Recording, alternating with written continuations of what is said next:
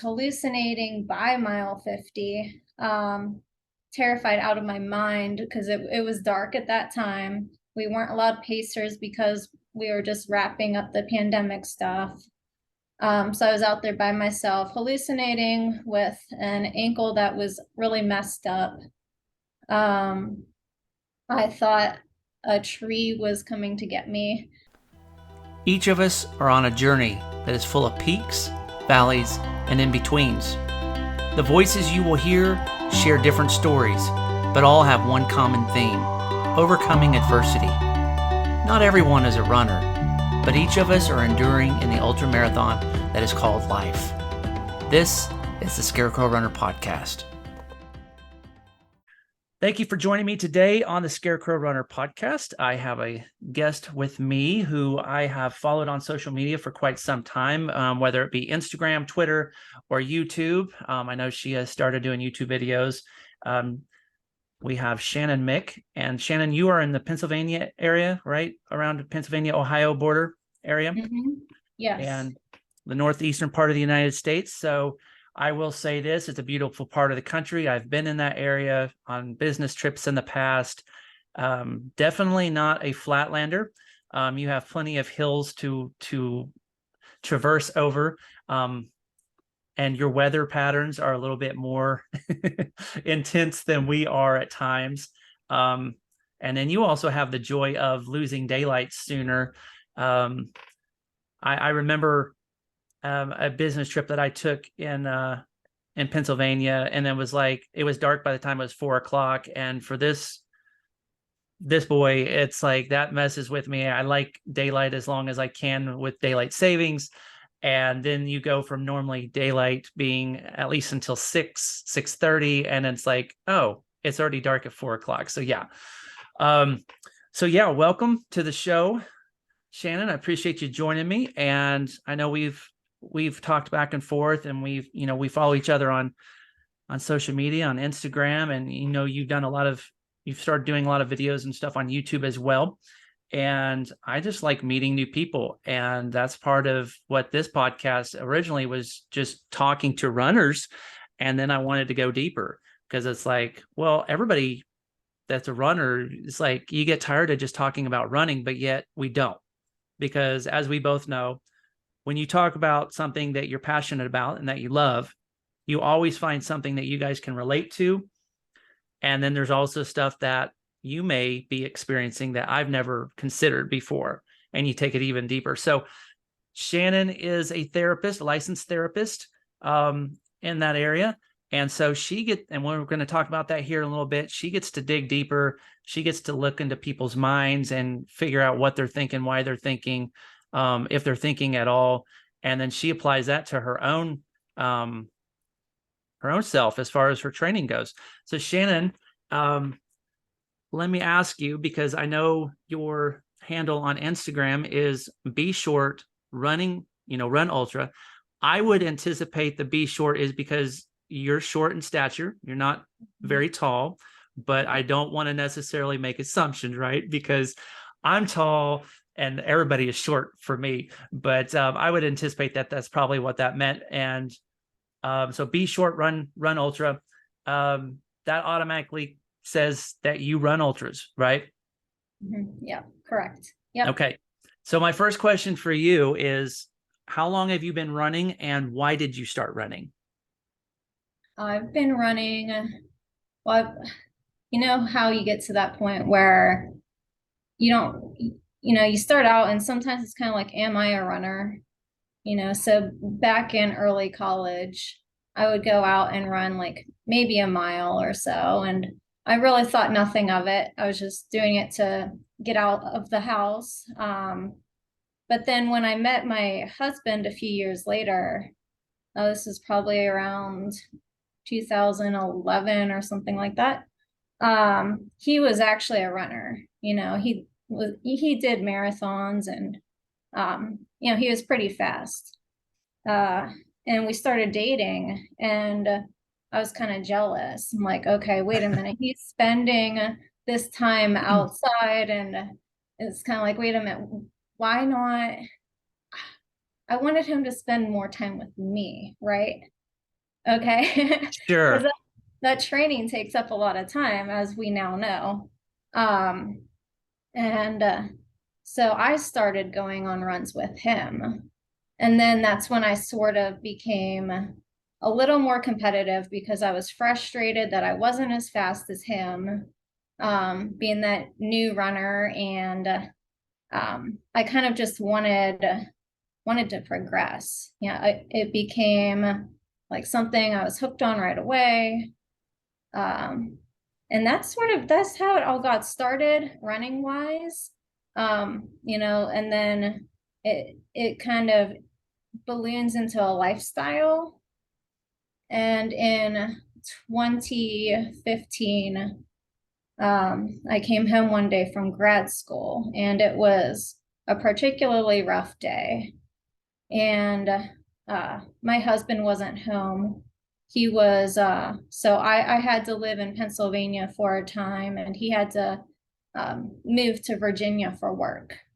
So I was home by myself, and I turned on the TV, and there was a Badwater 135 documentary on. And that's when I discovered ultra running.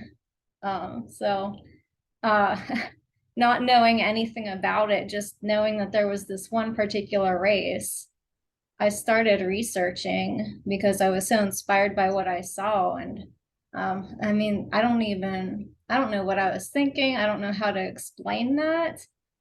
But so in 2016, I did my first ultra, which was a 50 miler. And then that following spring, I roped my husband into doing 50 milers as well. And we've kind of just been going from there. You've created a monster. Yes. So let me ask you. So did you jump straight into ultras? I know you were running casually, right?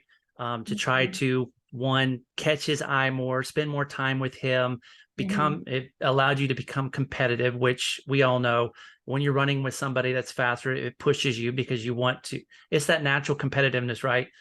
I Mhm. might be running a training run with somebody, but I don't want them ahead of me. Or if you see somebody on the trails that you're running with or not running with, but you see somebody, it's that natural thing. It's like, I got to go get that person because I Mhm. want to pass them. I don't care how far they're running. I want to be ahead of them. Right. So, Mhm. did Right. you run any races that were shorter? No pun intended there. Um, did you run any shorter distance races before you jumped to the 50? All right, so I started out with 5Ks like everybody Okay. else. I did those for a number of years. It was all road running. I didn't discover trail running until after I discovered Badwater. And funny because that's on a road, but within Right. my research. Um, I did one road marathon that was in think it was, I don't know, 2012 or 13, something like that. That was the Marine Corps Marathon. And like, it's nice. It was fun. It was a perfect first marathon and introduction to the distance and the race support and everything. Like, it's a lot of fun. I hated it though. I hated the crowd. I hated how the other runners were like pushy and get out of the way. And like, I hated a lot of things about it. It's So yeah. it's funny. It's funny you mention that because I think a lot of us can relate. And this is not a slam on road races whatsoever. No. But the marathon crowds, I hate them too.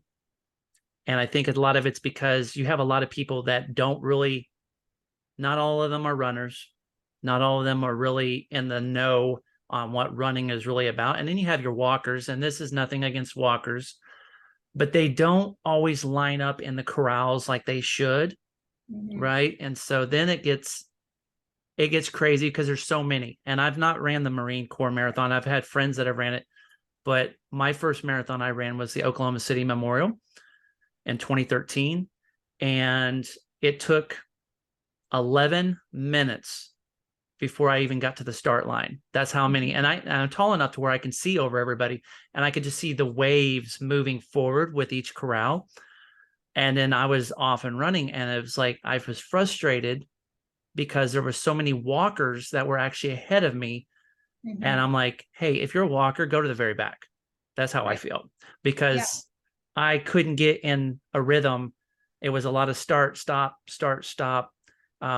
jump to the side, and trying to establish and find a path to run through. So I get that. And the crowds get crazy, right? Because then you got spectators everywhere, you got cars everywhere, even though it's not on the course. But I would anticipate the Marine Corps Marathon is probably much like a lot of the ones that I've ran, to where you've got the pace car and you still have traffic to deal with in certain areas, and so yeah, it gets crazy. Um, how did you feel after your first went after that first marathon? How did you feel as far as, I know you probably went through every range of emotion just like I did and everyone else has during a marathon, but when you were done, did you want to run another one at that time, or were you like, I mean, for me, when I finished, I was like, I'm not running another one. I did it, and now I can say I'm a marathoner. Right. Yeah. I wanted to run another marathon, but not a road marathon. Like you were saying about waiting to get to that start line. We got there not early enough, but early.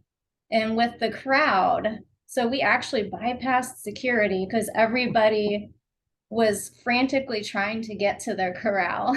We like snuck through a fence with 100 other people. Um, and couldn't even get to the 4 hour corral, ended up at the 4:30. So I was in a slower group, which the frustration again. And then, people going out too fast and then having to slow down. So they just weren't pacing themselves. But so like after all of that, I didn't want to do another road race. I went to trail running. I did the Beat the Blurch half marathon, which that does, I don't think that exists anymore. But if you know those comics, Mm-hmm. uh, the Blurch, yeah. Okay. Um, so that was the theme for that one. And then I did the North Face Endurance Challenge DC trail marathon. Very cool. Yeah, that was my introduction to trail races.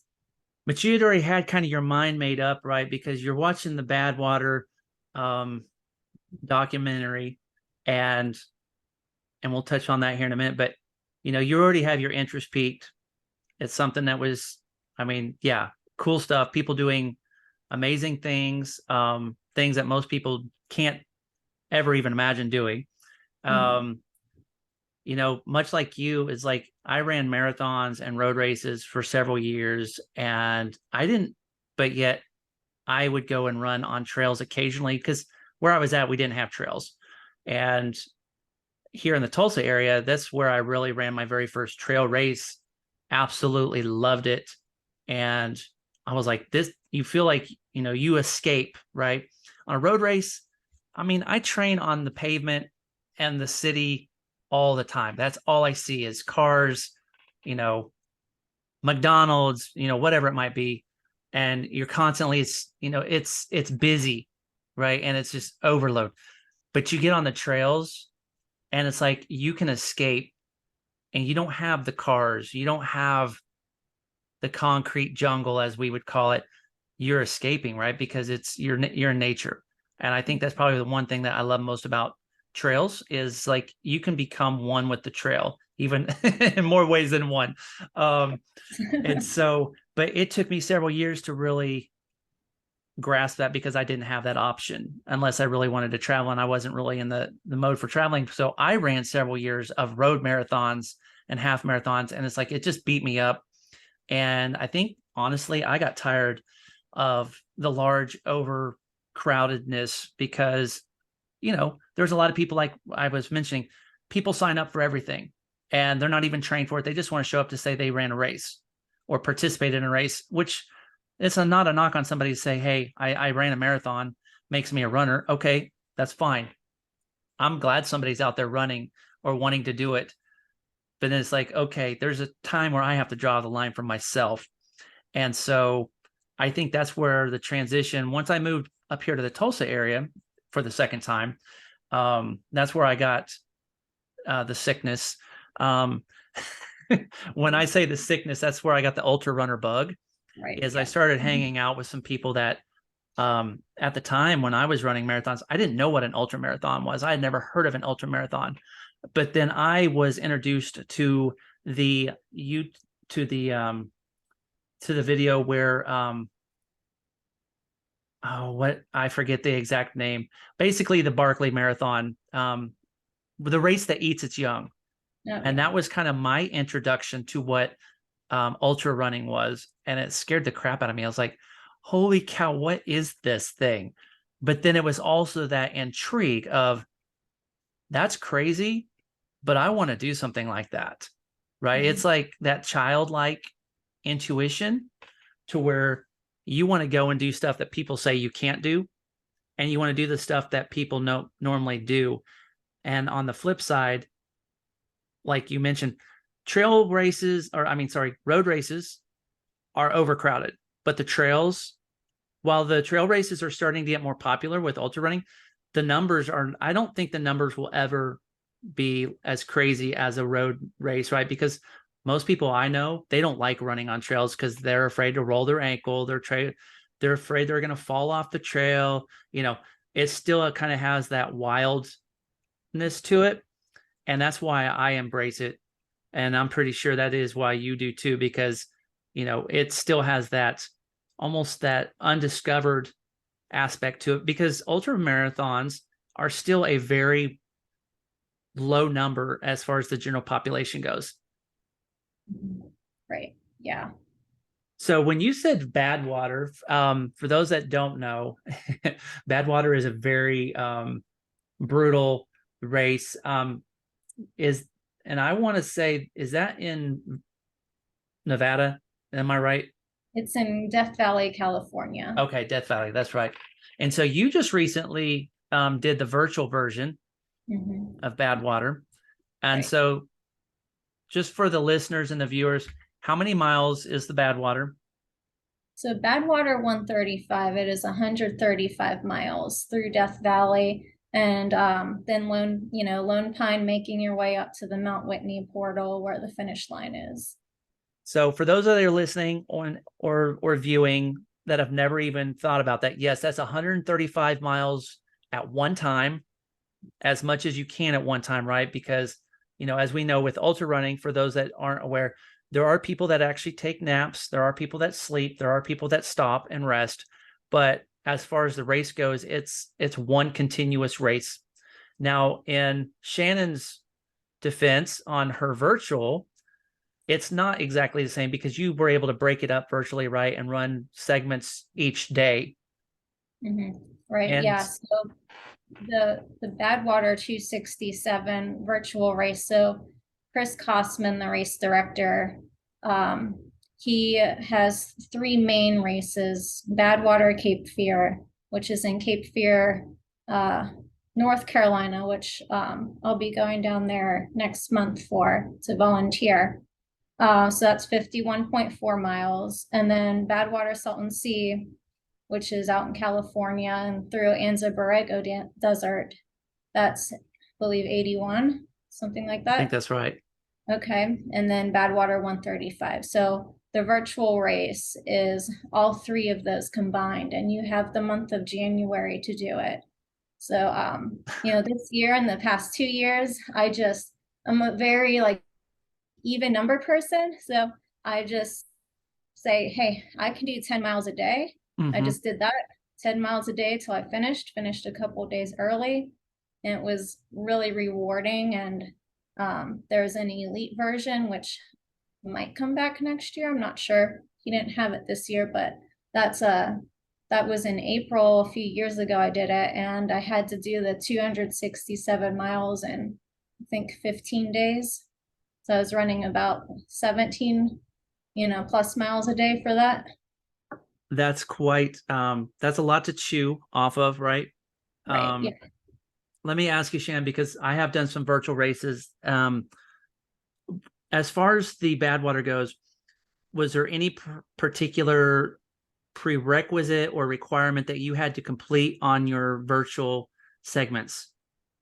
Was there No. any specific kind of elevation that you had to get for each run, or is it just go out and you just run as much as you can within the time period? Yeah, for the regular virtual race, you you could even cycle. There were different categories. So some people chose to do swimming as well. I did all running.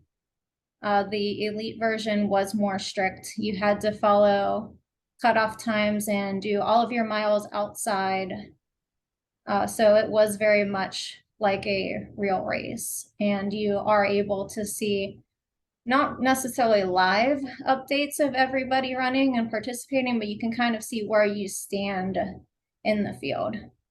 Is there a map to kind of give you an idea where you're at as far as the race? Where if you were to truly be running the race, where you would be located? Okay. Yeah. Yep. So that's Yep. very similar to so I did the great virtual race across Tennessee, I did that one too. which I did that I've done it twice. The first one was 2020, and that was right when, I mean, I didn't, like I told you earlier, I lost my job due to COVID. I had nothing else to do but run, right? So the great race across Tennessee virtually, I was like, why not? Right? I didn't want the vultures to get me. Um, and but I will say this, Shannon, it's like, you had to run, all of it within the right amount of time. But it's like I didn't want to bite off more than I could chew. Because there's some amazing people that would go out and run that race, and they would come back across Tennessee and then go back across Tennessee and come back again. I was like, I'm not even finished yet. And I was like, I have no desire to try to cross Tennessee 3 or 4 times. No. But I set a goal was just to finish. And for me, it was a matter of, okay, I can do 10 miles a day. And that was a good cushion for me. And if I did more, great. If I did a little less, you kind of make it up. And I hated taking rest days because then, the people that I could see on the tracker, even though I didn't know who they were, I had names of people that was like, I see you and I'm going to get you today, right? Because they were stopped. And I was like, I'm going to run an extra 1.3 miles and catch that person. And so even though I'm not physically seeing the person in a race, it's still that competitiveness of, I see you on my tracker and I don't like that you're ahead of me. And so I want to go get that person. And I think that's probably the main thing that kept me going on a virtual race, because you just go run the streets where you're at. It's like you don't really have that race mentality. But if you can keep something competitive, and I got so much, Shannon, to where I actually had my own tracker to where I was breaking it down in an Excel spreadsheet of how many miles I was running each day, and to forecast where I was going to finish and finish ahead of time. So, because I wanted to be in the top, whatever percentage it was, and finish. So I was competing with myself, but also with people virtually. So it was fun. It's a different thing. And, of course, for us at that time, during COVID, that's pretty much all we had to go off of, because, live events were unheard of. And so that was definitely a good thing. But then in 2021, I tried to run it again and I burned myself out. I got injured and I kept trying to push myself. And I was like, what for? Right? It's like, I don't want to just keep going and then make myself worse. So I dropped out, unfortunately. But it is what it is, just like a real race, right? You make that determination. I'm like, the finish line is, 300 miles away. Do I continue to grind every day, or do I stop now, cut my losses and heal up? So Right. do you ever have any desire to go and run the real Badwater race? Yeah, absolutely. I would Yep. hope so, especially if you're doing it virtually all these times. You definitely want to challenge yourself to do something even more intense. I can see that. So Yeah. you've run 50 milers with your husband. You continue to run these 50 milers. What's the longest race that you ran? I have 3 Oil Creek 100-mile attempts. So that one's one of the harder races out here. Definitely probably like a notch or two below Eastern States 100. I know people are more familiar with that Mm-hmm. race. So Whale Creek 100 has a 32-hour cutoff and just under 18,000 feet of elevation gain. It's in October, and we get the worst weather sometimes for it. So I've missed the cutoff time, um, every time. So it's brutal, You're but not it's a lot of fun. you're not going to quit though. You're going to keep trying. Oh yeah. Yeah, there's no way. I don't know why I just don't pick another 100 miler. I will, but that one, I want to get it. I have a friend, it literally, he finished it last year. It was his 10th attempt on it. So, that says a lot. That's a lot. A lot of my friends have as many attempts as I do at it. So, and it took my husband, I think, his third attempt to get it. So You'll yeah. get there. I know you Okay. will because you're determined. I've got Yeah. some friends. It's funny because there's races out there that elude people, right? And I've got friends that they're chasing to try to finish Rocky Raccoon. Yeah. Yeah. And Rocky Raccoon is not necessarily a major elevation race, but it's a lot of flat, right? And it's in the humidity of Texas. And, I know people that have tried to get it 6 or 7 times and they just cannot get it. And it's like, as they say, if at first you don't succeed, try, try, try again. So hats off to you for wanting to continue to go and get that. Um, that's a lot of elevation gain for sure. I mean, that's a fair amount of time as far as the cutoff goes, but 32 hours, some people think, holy cow, 32 hours. Yeah. The 100 that I finished in 2019, I think I finished with about 8,000 feet of elevation, which isn't anything compared to that, but for Oklahoma, that's pretty. I think it was 8,000. I think it was with that one. Um, it was a 30-hour cutoff, and I knew I was safe. I wasn't trying to push and kill anything because it was my third attempt at 100, and so it was one of those. I see the finish line basically in my sights. I'm just going to go and finish. That was my goal. Because my first attempt at a 50, or not a 50, I'm sorry, my first attempt at 100 was the Oklahoma Outlaw inaugural event back in 2019. And that is at Robbers Cave State Park. And there's a lot of, they have they've increased the distances where now they have 100, 135, and I don't know, there was only 3 finishers the first year, that race, and there was 14,000 feet of elevation gain. I finished 55 miles on that race, and I think I had 12,000 feet of elevation. So it was brutal. And then I went to Iowa, and I always thought that Iowa was flat, even though it's not. And I hit the heat and the humidity, and I only got 100K out of that, only 100K, So Right. Right. you just stay persistent, right? Because it's like, I want that first buckle, right? And it's like, I'm not going to stop until I get a buckle. And I haven't ran one since because I was like, I've done it and I'm happy. And I don't feel like I have to go and prove myself to anybody that I can run 100 because I've done it. But now I'm starting to get that fire again. It's like, okay, now it's trying to start increasing my mileage again. Maybe we'll see. In the short term, it's not going to be 100. It's going to be my next long race is going to be a 12-hour race in June. So that's kind of what I've got going on. But yeah, like you said, October for Pennsylvania is when you guys start transitioning into the colder, wetter, unknown weather. Yeah. And that's similar for us. It's like February is when I ran that Oklahoma Outlaw, and it's like February in Oklahoma and March. Those are kind of the time periods for us, is you don't know what you're going to get. You could be like yesterday, it was 70 degrees for us. Tomorrow is going to be in the 40s, right? And you could have ice. You don't know. So a lot of uncertainties. So you've got the Oil Town 100 that is eluding you and is challenging you and pushing you. Um, and I know you're going to continue to try to do it. What's going through your mind, Shannon, as you continue to run these ultras and they beat you up, but you go after more and more and more?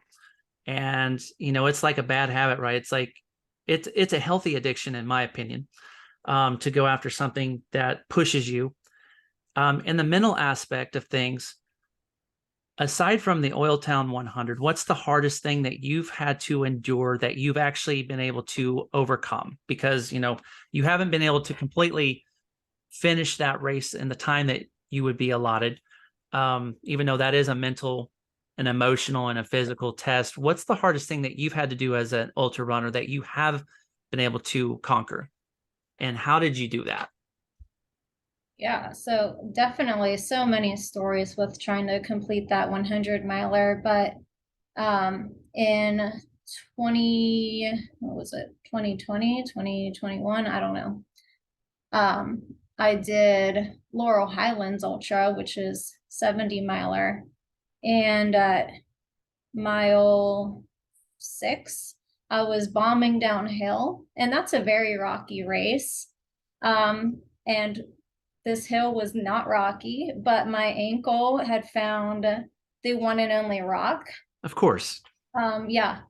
So I rolled it very bad to where I almost fell, and I heard a snap and I felt it go up my leg. It was very bad. I could I pretty much had to hike, slow jog the rest of the race until I missed the cutoff time at mile 56. So that was, and I was, you Thank know, you. I yeah. I know that feeling all too well. And I tried to tell, I was actually talking to my sons about that this last weekend because they kind of made fun of me. Hmm. Because one of my posts on Instagram last week was talking about, um, you know, what was it? Something with a unicorn on its back, right? And hallucinating. And I was like, it's a real thing. And they said, no, it's not. And I was like, oh, yes, it is. I said, I've always thought that, rocks have eyes and trees have hands that try to get me. And they thought I was crazy. But Hmm. Right. so I'm Yeah. glad you're not the only one that thinks a tree is going to get you. Oh yeah. No, it was definitely one that was very old and weathered down, and it looked like an apparition, and it was just out of the light of my lamp, and it looked like a Victorian lady with a lace dress. And I stopped dead in my tracks, and I was afraid to go past it. And then I imagined it coming towards me, and I thought, do I turn around and go back to the runner who was behind me like several minutes ago? I was like, what do I do? Um, I thought, I'm a goner by the time I even make this decision. Like, it's gonna get me. I was like, no, I have to. I took, you take a deep breath and you start slowly going towards it, and you can start to see what it is. And there were ferns on it, so that was the lace. Sure.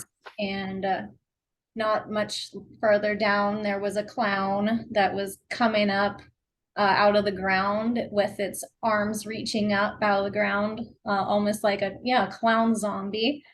And I was like, no, no, this is gonna be like another tree, just like the last thing. And it was. I got close enough to it, and it was an old tree stump that was all broken up, and oh, just uh, yeah, great memories. So when you're out there on the ultras, and I say, we overcome so much during a race, right? Like you said, so many stories. And I know in the ultras that I've ran, you overcome a lot. And it's not like you have one instance that you overcome, because even in the good races, you're overcoming, whether it's, I don't know, you could spin a wheel and you could land on any possible scenario, and that would probably be something that most of us have experienced, right? Mhm. Whether it's you're hallucinating, thinking that a tree is going to get you. I know in one of my ultras, it was 2 o'clock in the morning, it's dark, and you hear the things out past your view, right? In the dark, in the ditch, in the trees, and you hear stuff, which is not necessarily hallucination, because there are areas where I have ran where there is wildlife, and I'm like, am I being stalked? And then you hear the coyotes, and at that 100 that I was doing, it was raining, it was cold, my headlamp was dying, and coyotes, I could hear them getting closer, and I was like, I'm going to be somebody's lunch. Mm-hmm. Yeah. So I freaked out, right? But so you've got weather that you have to deal with, which I honestly think, Shannon, if you don't have adverse conditions, it's not I can't say it's not a legit ultra, but if it's doesn't have something challenging, I don't feel it qualifies to an ultra, to my my standpoint, right? Because if you go out and you run 50 miles and you don't have anything go wrong, something's not right, right? Mm-hmm. Because it's hard enough to go out and run 50 miles, but how often do you have a perfect race to where you can go out and run 50, 100K, 100 miler with no issues? Because even someone like Camille Herron, right, who just broke her world record again on the track, running over 300 laps, right? She deals with stuff. She has nausea. She has stuff going on. I'm like, your body is the body is an amazing thing, but it doesn't like when you put it through hard stuff, right? Because your mind messes with you. If your nutrition is off, then you start getting sick, and that's hard to overcome. And so, just like you said, your foot found the only rock on the entire hill. Mm-hmm. It's like, why does that happen? You know, Mm-hmm. I can Right. be out trail running with some of my friends, and it's like, man, I've had a good trail run, and the second I look up off the trail to kind of gaze at something, I catch the only little root that might be even a half inch off the ground, and I trip. I'm like, why? Because there's nothing else that was in front of me. I ran a trail race this last weekend, and I rolled my ankle, both my ankles twice. And it's like, I'm just now feeling good enough today where I could probably go run. And I was like, I felt like I felt like a newbie running on these rocks. I'm like, I've ran so many trails and I have ran so many rocks, but the body does crazy stuff. And like we said, you can be as prepared as you want to be, but there's always something that's going to pop out there, whether it's hallucinating or getting sick. Um, Chafing, that's one I don't even like to talk about, because that you can prepare all you want for chafing and it still happens. Um, what's another one, Shannon, that pops up for you when you've ran ultras that you tend to prepare for, but it may seem like something that always happens even though you've tried to prepare for it? I would say, well, so this past year, I've actually kind of, like really, really seen improvement on. I'm not sure, what word to use to describe it, but I've made a great improvement on my like hydration. So I used to have stomach problems. I would get like bloated. So basically I would just get too dehydrated. And I didn't quite figure out, the combination for many years of how much water, electrolytes, salt tablets, things like that. And then I finally just got it last year, and I had some amazing races without, having to stop to like poop all the time in the woods. It's a real thing, people. Yeah. Pooping in the woods. I don't know. Fortunately, and this is just me, I usually end up doing all of that before my race. And then I don't know. It may just be me, Shannon, is I don't have that issue when I run a race. It's weird. It's like I have all my issues, GI issues like that before the race is over, or I mean before the race has started. I don't have to poop during a race. Thank goodness. But I have always had problems with, you know, it's another real thing is neon P, right? Where you're dehydrated and you don't have enough nutrients. So what is there a particular product that you've used, Shannon, that has helped you with being able to stay hydrated and helping you kind of curb those GI issues? No, I've just, just simply increasing the water intake and being more mindful about so like I'll have whatever electrolyte drink is at the aid station. Um, being more mindful about making sure I'm taking that, and I pay attention to signs like, say, swelling in my fingers or whatever. This stuff doesn't happen until after 50K for me. Right. Um, yeah, so it's like later in the race that these issues would pop up. But yeah, just increasing that mindfulness and awareness of what my body needs, but giving my body those things earlier in the race. So like I'm always that person who'll take a spring energy at like mile 3, mile 4 of every ultra, and I start that. You got to start fueling right away Mm-hmm. and keep yourself going. But it's the same thing with the hydration. Is there, yeah, you definitely don't want to get behind in a deficit with nutrition or hydration, because as we both know, once you get behind, not to say that you can't get back to a good level, but it's going to take a lot for you to get there, right? And you might have to stop, you know, for those that run ultras, you guys can associate and appreciate this is we actually get to run and eat, right? And you want to eat as much as you can, because the caloric intake is important for those later miles. Like you said, I'm usually good for 50K with no, I could run because, you know, what's another 6 miles on top of a, 6, 7 miles on top of a marathon?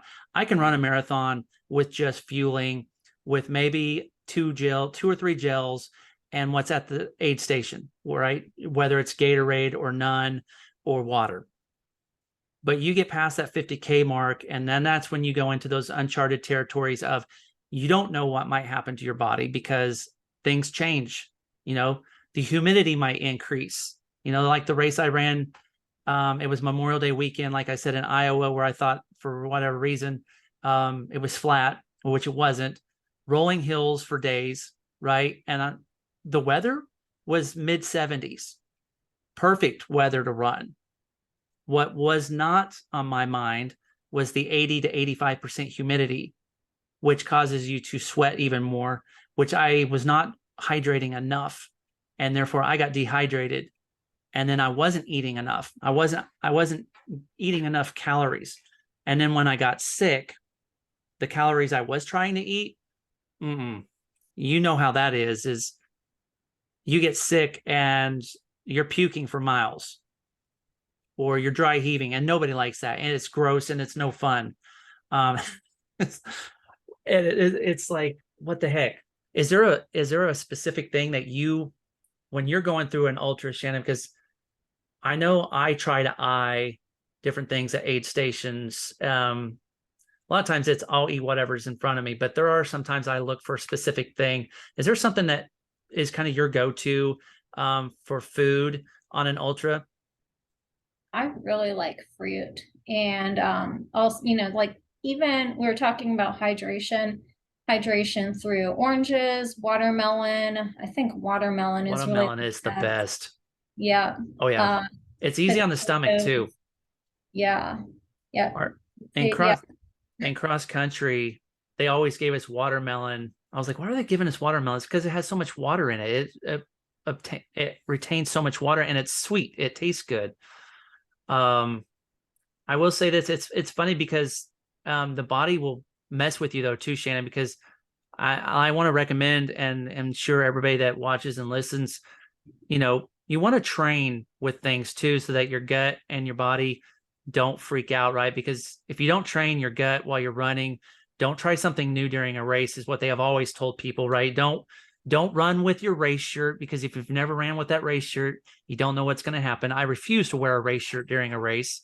Um, but I always have tried to eat different things on training runs. Like there was one time in the summer, I would run to our convenience store that was like 5 miles away, right? And I would get myself a Gatorade. I would do Gatorades, but then I would get a chocolate milk and a donut. And people are Hmm. like, "You're drinking chocolate milk and donut while you run." Yeah, Hmm. it was Yeah, great. It was instant the best. sugar. Chocolate milk is actually a very good hydration. Um, After a long run or a workout, chocolate milk, man, that's great for hydration and the nutrients in it. But you also got to be careful too, because if you eat too much of it, your stomach gets heavy. So you want to test those things out. But there's things, Shannon, that I know in my 100 that I had trained with that for whatever reason during that 100, I went to go eat it and it made me sick. So that's Hmm. why it's like, don't try something new, but yet sometimes something new might be the right thing. To where I found out that waffles, there's one of the aid stations fixes waffles and bacon. Now I Hmm. will say this: bacon is a go-to for a race for me. It's salty, it's got a lot of nutrients in it, a lot of protein, and I can eat bacon. But peanut butter and jelly is usually something I could eat, and I couldn't handle it. So it's I guess every race is different. The body does different things. And so yeah, you just got to prepare, right?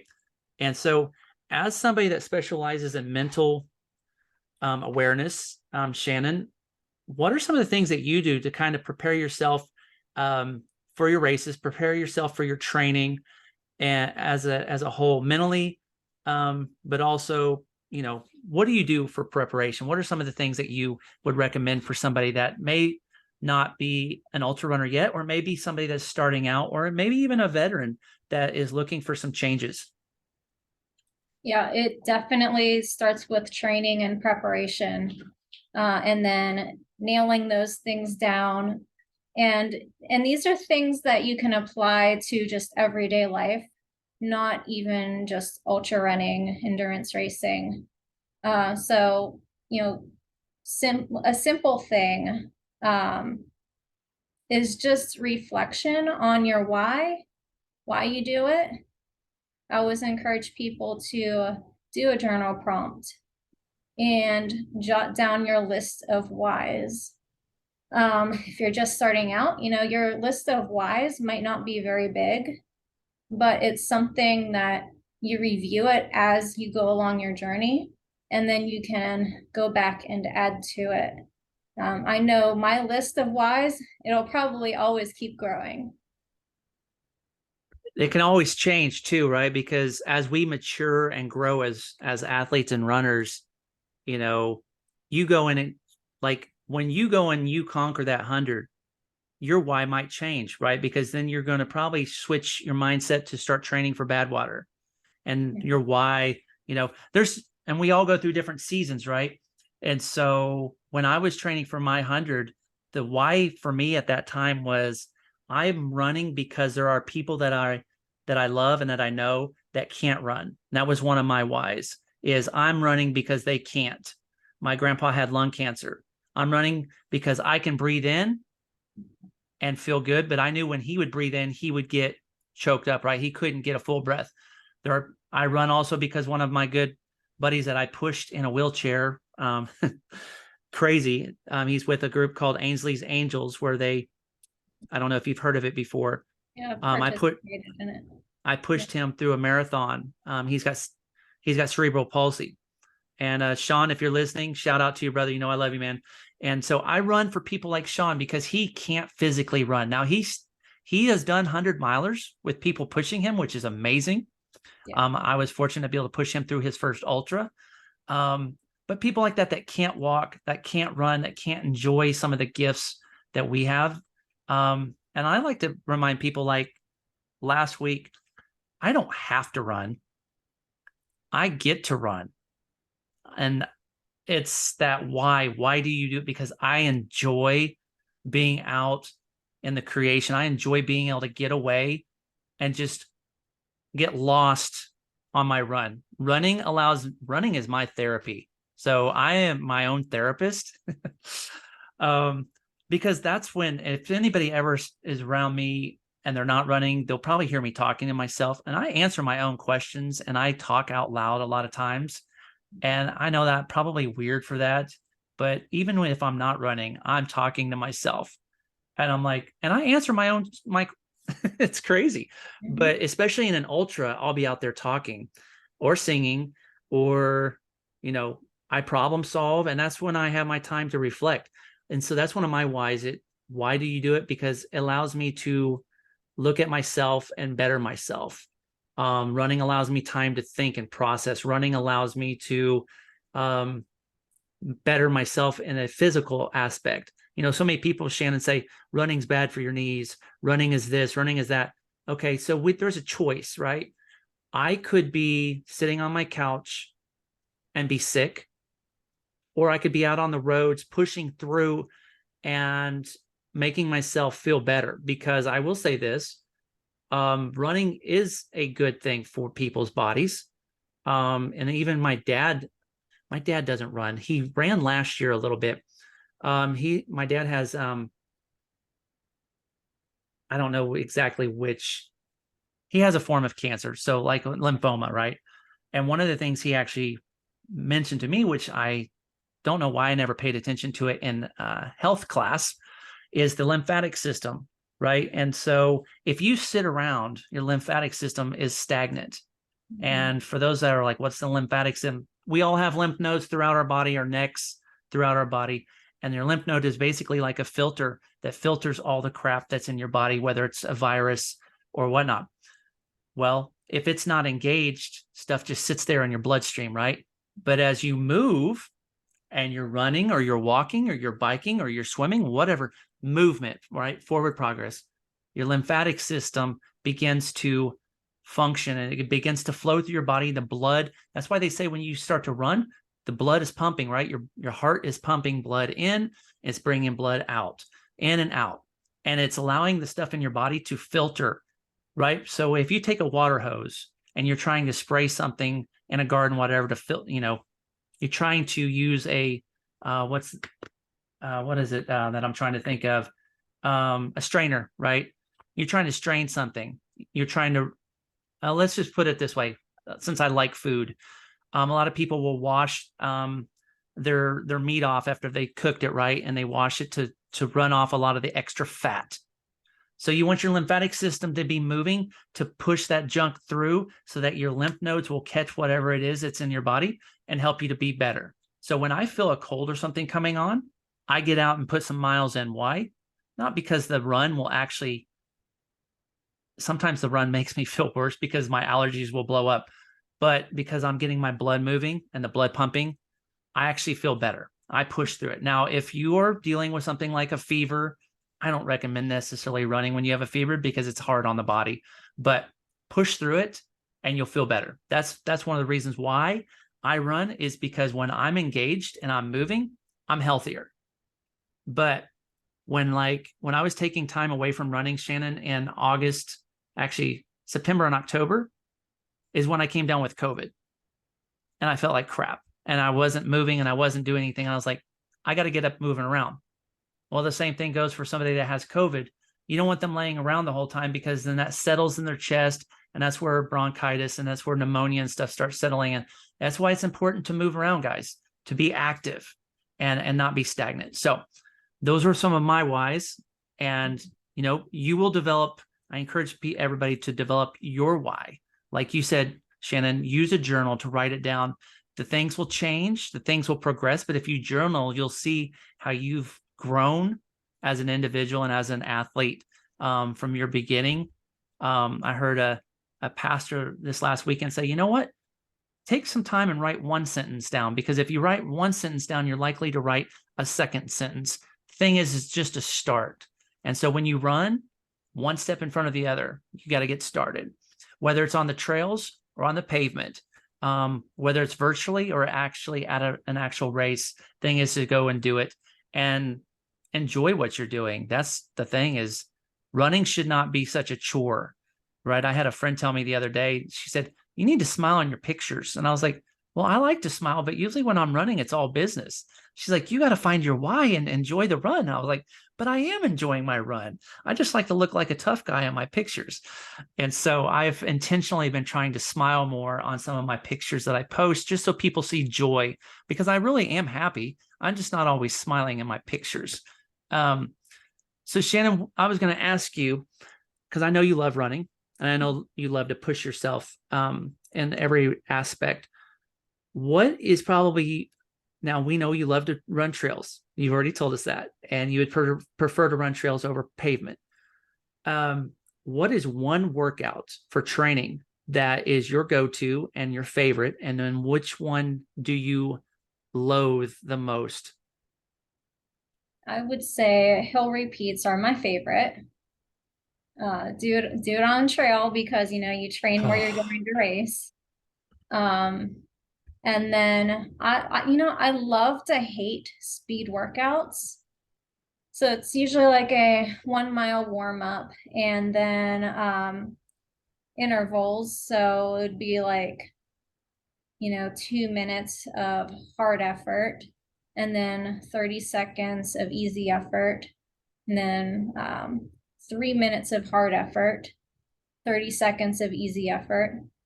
And it progresses. And usually I can get in about 5 or 6 miles and have, then another 1 mile cool down. And that I love to hate it. And I do that on a road, not trail. I just find a parking lot and I go do laps. Yeah, speed work and trails do not usually mix very well. Yeah, no, yeah. Um, so that's what I do. I love to hate it. Um, I love the hard effort of the hard effort. It's kind of like ultras. It sucks. And actually it sucks a lot. I think it's worse than an ultra sometimes. But it only lasts a few minutes, you know what I mean? So Right. sometimes I find myself during that 30-second easy jog, like, okay, well, I just need to stand here and catch my breath instead of jogging it out. Um, and then I think to myself, well, just, procrastinate a little bit.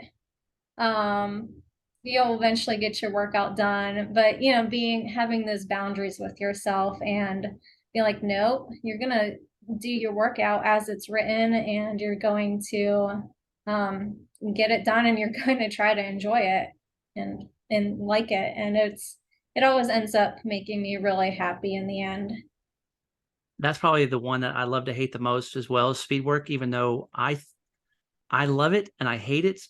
But in the end, I love the results that it gives, right? Because it boosts your fitness and you're going to improve your running, right? With in so many ways. For me, I'm gonna throw mine out there. I would probably have to say my favorite workouts are fartleks. Just because it's that mix up, right? Because as we know, during a race, you're not going to run the same pace the whole time. Because at the beginning of a race, you're going to run fast to get yourself going and then settle into a nice pace. But then, as we all know, in the middle of the race is usually when you're probably struggling. And so you start to slow down. And so trying to get myself in that mindset of run fast, run slow, a little bit more tempo. So, fartlek / tempo runs are probably one of my favorites, but I have to say I like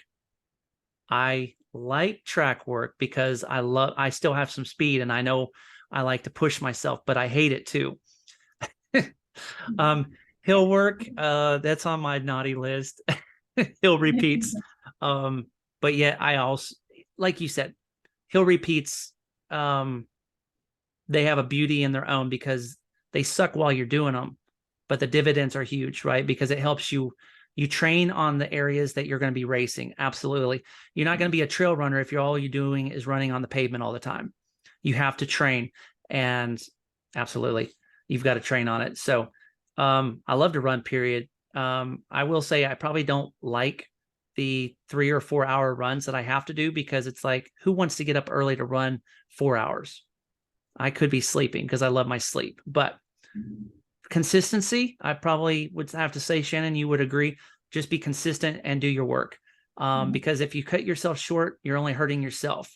And when nobody else is to look, if you have a coach that's got a workout signed for you, it's all about accountability. And character is who you are when no one else is around. And it's hard sometimes. I get it. And we all have days where we're off. And I know some people cut their workouts short sometimes. That happens. One workout's not going to kill you, but be consistent is probably what I would tell people when they're training or starting out, is just stay consistent, because consistency does pay off. Last thing, Shannon, is what is one thing that you would share with somebody that is just now thinking about ultra running? What's one thing that you would recommend them? What's one word of advice? Start slower than you think you need to. Whether that's actual speed or mileage, you have to start slower. If you're going slow, go slower, right? That's what they Right. always tell me. Yeah. If you're going slow, if you think you're going slow, you need to go slower. And it took me a while to even figure that one out. I was like, I'm running a 15, I can walk faster than my running slow, then walk. And that's another thing I could probably get into, is walking is not what most runners think is something that they need to do. But as ultra runners, you need to learn to walk, because when you get to mile 50, mile 60, your body's tired. You might have blisters. You might have other issues in your feet or a knee or a hip. You're going to have to walk. And so a walking regimen is huge for sure. And so, yeah, go slower for sure. Because ultras are not meant for speed. That's my opinion. None of us, you and I, are not Jim Walmsley or Camille Herron or these others that are going out running 100 milers in 12 hours or less. It's unheard of. It's phenomenal. But I'm like, I'm not going to ever run that. I know my physical capabilities, that I will never run a 100 miler in less than 12 hours. I'm not built for it. But the thing is we're all built differently, and we're all different and unique in our own ways. And there's no actual definition of what a runner should look like, right? Because that's kind of the stigma that so many people have had over the years, and I've had to work on it myself, is that person doesn't look like a runner. But I will say this, Shannon, there's more women that I've seen that I know, they don't look like runners, but they have finished more 100 milers than I could even. I'm like, you finished 3. Women are amazing individuals. And I will say this, because I think women have a more pain threshold, because women are built to have children. And hats off to all you ladies out there, because I know more 100-miler finishers through women than I do men. And I'm just a big baby when it comes to pain sometimes. Now I can push through a lot of pain, but you women rock as far as pain threshold. And it's just phenomenal to see someone that doesn't look like a runner can outdo somebody that has the physique and the training of an Olympic athlete. It's amazing. So, well, Shannon, I appreciate you joining me today. There's more stuff that I would have loved to talk about, but time flies, and we got to get back to our daily lives as we schedule. But I do appreciate you jumping on with me and talking a little while and sharing some of your experiences and your knowledge. And so for those of you that would love to follow Shannon, you can find her on YouTube. You can find her on Instagram, on Twitter, and it's Be Short Run Ultra. It's Be Short period Run Ultra, right?